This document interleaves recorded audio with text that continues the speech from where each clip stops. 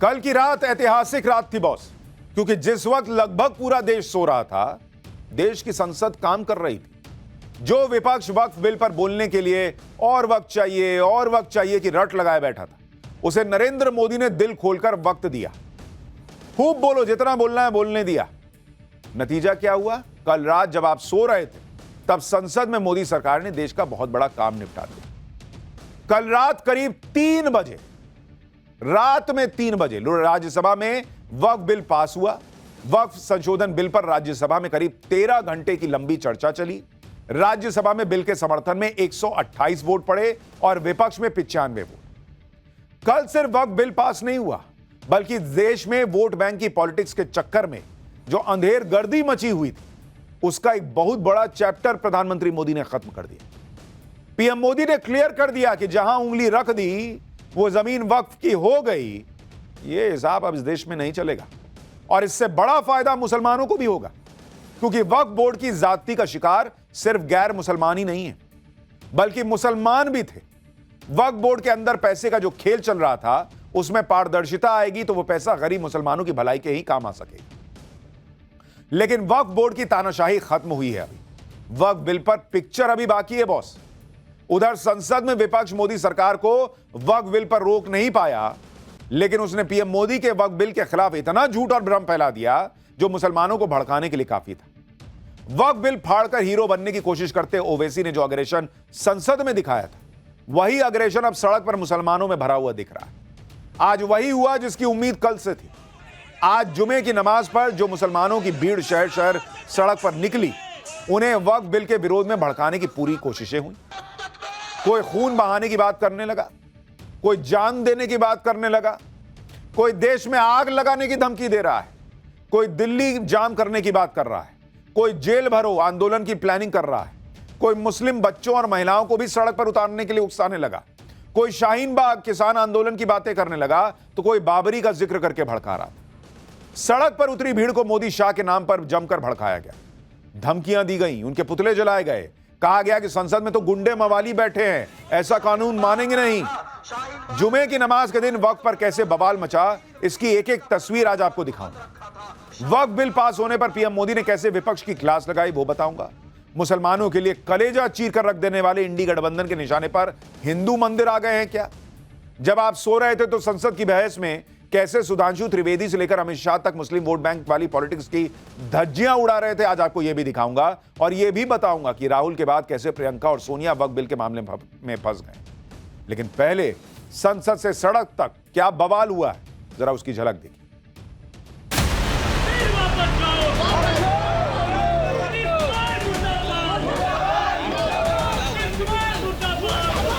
हम खून बहाने के लिए तैयार हैं, दिल्ली को बंद जाम करने का इंशाअल्लाह इरादा रखते हैं।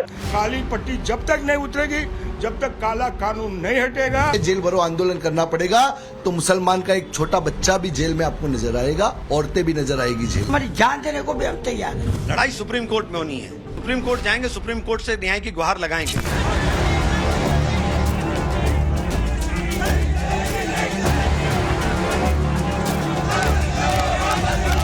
यहाँ तो जो गैर मुल्ला प्याज बहुत खा रहा था, और इतना खा रहा था कि आंसू निकल रहे थे गरीब मुसलमान के भी और देश के भी।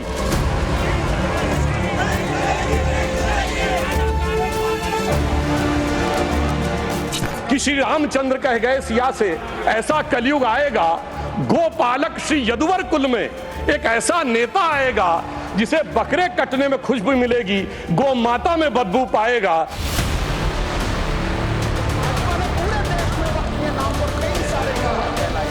सुझाव आप सुनने को तैयार नहीं है, बस आप कह रहे हैं ये बिल उम्मीद की नई किरण है। नहीं साहब, इसे भले किरण जी लेके आए हैं, लेकिन ये उम्मीद की नहीं बल्कि नाउम्मीदी की किरण है।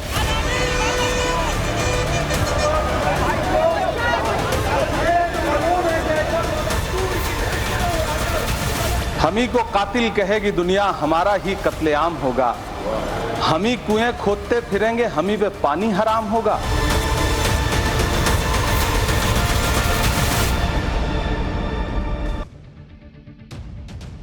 वक्फ बिल के खिलाफ मौलानाओं से लेकर तमाम विपक्षी नेताओं ने झूठ का जो जहर मुसलमानों के मन में बोया, भरा, उसका असर दिखने लगा। वक्फ बिल के विरोध के नाम पर देश में शाहीन बाग दोहराने का गेम शुरू हो चुका है।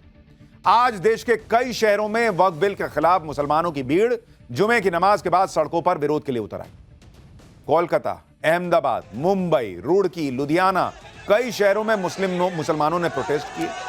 हर प्रोटेस्ट में मुसलमानों के मन में वक्फ को लेकर भरा गया जहर उबाले मार रहा था। पूरे हिंदुस्तान को आग लगा देने की बातें कही जा रही, मरने मारने तक की धमकियां दी जा रही।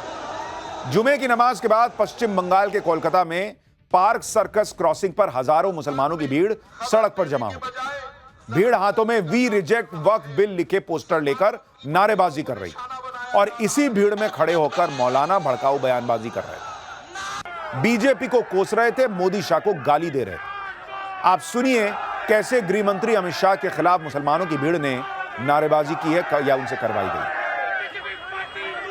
क्या गारंटी है कि उसमें चंद्रचूड़ जैसा जज नहीं होगा जो भगवान से पूछकर फैसले देता हो। देश में दस्तूर मौजूद है, आप भगवान से पूछकर फैसले दीजिएगा। जो कानून हमारा जो है उस पर जो तरमीम की गई है, ये तरमीम जो हमारा ये जो है शरीयत के खिलाफ है, हम इसको नहीं मानते। ये याद रहे, फिरौन नहीं रहा ये मोदी।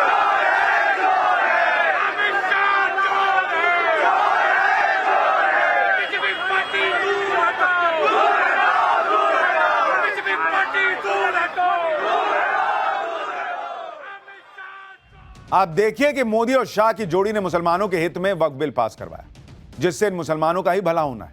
लेकिन वक्फ बिल को लेकर इतना झूठ फैलाया जा चुका है कि कोलकाता में मुसलमानों ने पीएम मोदी का पुतला जला दिया। कैसे हजारों मुसलमानों की भीड़ पीएम मोदी के पुतले को फूंक देने पर उतारू थी, उसकी तस्वीरें देखें।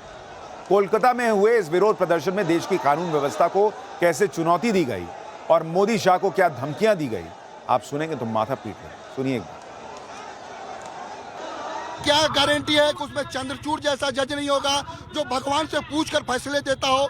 देश में दस्तूर मौजूद है, आप भगवान से पूछकर फैसले दीजिएगा। जो कानून हमारा जो है उस पर जो तरमीम की गई है, ये तरमीम जो हमारा ये जो है शरीयत के खिलाफ है, हम इसको नहीं मानते।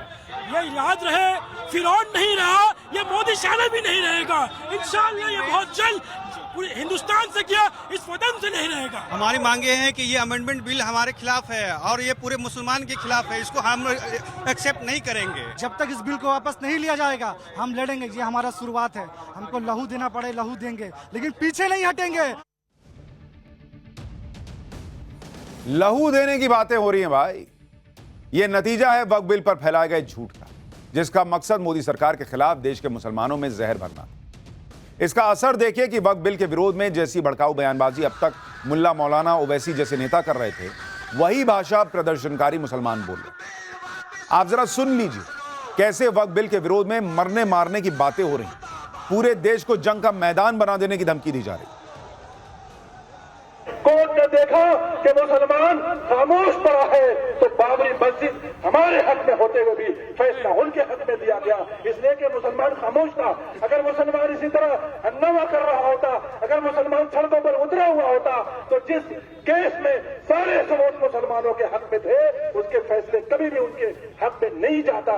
इसलिए मेरे भाइयों, ये थोड़े बहुत 150 लोगों के जमा होने का मामला नहीं है, इसके लिए लाखों लोगों को सड़क पर उतरना होगा। बंगाल इस बिल को रिजेक्ट कर रहा है, इससे बड़ा आंदोलन होगा, इससे बड़ा मजमा होगा। आप लोग तैयार हैं इसके लिए? क्या आप लोग इस बिल को रिजेक्ट कर रहे हैं?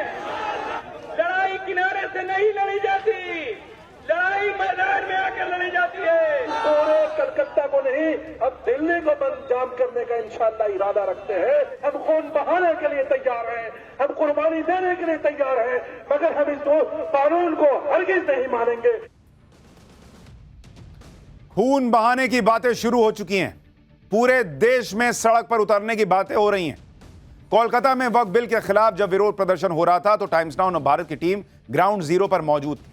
भीड़ को जब पुलिस ने कंट्रोल करने की कोशिश की तो प्रदर्शनकारियों ने पुलिस पर ही अटैक कर दिया, बैरिकेडिंग तोड़ दी। कोलकाता में वक्फ बिल के विरोध के नाम पर मचे कोहराम से की जरा ग्राउंड रिपोर्ट भी देखिए। पुलिस के साथ एक झड़प हो रही है, हम आपको तस्वीरों में दिखा रहे हैं। आप देखिए, पुलिस के साथ एक झड़प के बाद जो है बैरिकेड तोड़ दी गई और भीड़ जो है बिल्कुल इस सड़कों पर आ गई है। अपने जो है उनके रैली का जो क्राउड है वो इसी जो है उनके लिमिट से निकल गए हैं और आप पुलिस की तरफ से जो है कहा जा रहा था, आप देखिए यहाँ पर सारे लोग जो है वो निकल गए हैं और इस गाड़ी को किस तरह से रोकने की भी कोशिश की और फिलहाल जो है उनको वहां से निकाला जा रहा है और ये सब कुछ हो रहा है पुलिस की मौजूदगी के बीच में। आपने देखा किस तरह से जो बैरिकेड लगाए गए थे इस विरोध के लिए, उस बैरिकेड को जो है ब्रीच कर तोड़कर जो है लोग बाहर निकले हैं। दरअसल ये मैसेजिंग है कि भाई पुलिस भी हमको रोक नहीं पाएगी। आप देखिए कि वक्फ बिल के विरोध में यह मुस्लिम भीड़ तब भड़की हुई है जब संसद में अल्पसंख्यक मंत्री से लेकर खुद गृह मंत्री ने बार बार भरोसा दिया है कि बिल ना तो मुसलमानों के खिलाफ है ना धार्मिक मामलों में कोई दखल है। यहां तक कि वक्फ बिल पास होने के बाद पीएम मोदी ने भी अपने सोशल मीडिया पोस्ट में यह साफ साफ बताया कि क्यों उनकी सरकार यह बिल लेकर आई। पीएम मोदी ने कहा कि वक्फ बिल संसद में पारित होना देश के लिए एक ऐतिहासिक क्षण है। यह विशेष रूप से उन लोगों के लिए फायदेमंद होगा जो लंबे समय से हाशिए पर रहे हैं, जिनकी आवाज अनसुनी रही है और जिन्हें अवसरों से वंचित रहना पड़ा। पीएम मोदी ने आगे कहा कि दशकों से वक्फ व्यवस्था में पारदर्शिता और जवाबदेही की कमी नजर आ रही है। इससे मुख्य रूप से हमारी मुस्लिम माताओं, बहनों, गरीब और पसमानदा मुसलमान भाई बहनों के हितों को बहुत नुकसान हो रहा था। अब संसद द्वारा पारित विधेयक पारदर्शिता को बढ़ाने के साथ साथ लोगों के अधिकारों की रक्षा में भी मददगार बनेगा। देश के हर नागरिक की गरिमा को प्राथमिकता मिले, इसके लिए हम संकल्पबद्ध हैं। यानी पीएम मोदी ने साफ बताया कि वक्फ से जुड़े पुराने बिल में वक्फ संपत्तियों को लेकर न पारदर्शिता थी, न जवाबदेही और न ही इसका फायदा गरीब मुसलमानों तक पहुंच रहा था। इसलिए यह बिल लाया गया। प्रधानमंत्री मोदी के भरोसे के बाद भी मुसलमानों को भड़काने का काम चल रहा है। आप सुनिए, जुमे की नमाज के बाद सड़क पर उतरी भीड़ यहां तक कह रही है कि हम इस कानून को नहीं मानेंगे, लेकिन अमित शाह भी संसद में कह चुके हैं कि कानून तो मानना पड़ेगा बॉस। शरीयत के खिलाफ है, हम इसको नहीं मानते। कलकत्ता इस बिल को रिजेक्ट कर रहा है, वेस्ट बंगाल इस बिल को रिजेक्ट कर रहा है। हम इस बिल को नहीं मानते। पास होने से कुछ नहीं होगा, हम इसको एक्सेप्ट नहीं करेंगे।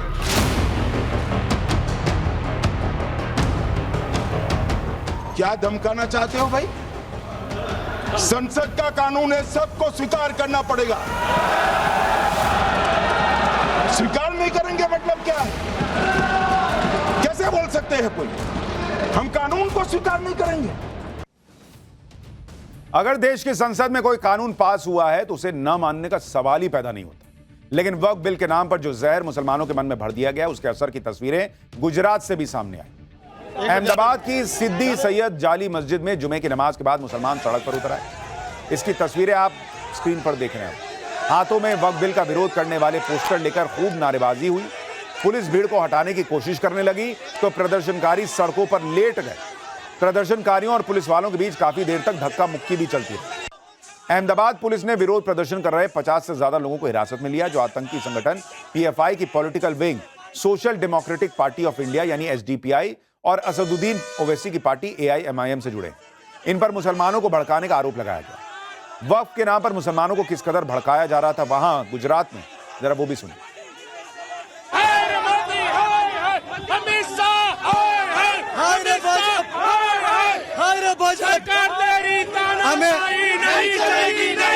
रात को 2 बजे पास करा, क्यों सबके सामने पास करना था? तुम्हारे दिल में बेईमानी और गद्दारी है, तुमने बिल पास करा। हमारा बिल पास हमको वापस दो, हमने तो मारे गए मरे खून दे जा देंगे, हम नहीं जाने देंगे। हमारे को वापस दो, हमारी खून दे जाए जान दे देंगे।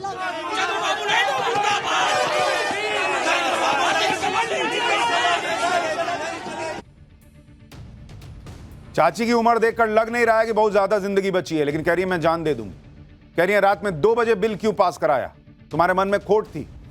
अरे भाई, रात में 2 बजे इसलिए पास हुआ कि लोग कह रहे थे कि और बोलना है, मोदी बोलने नहीं देते। तो उन्होंने कहा बोलो, जिसको जितना बोलना है बोलो।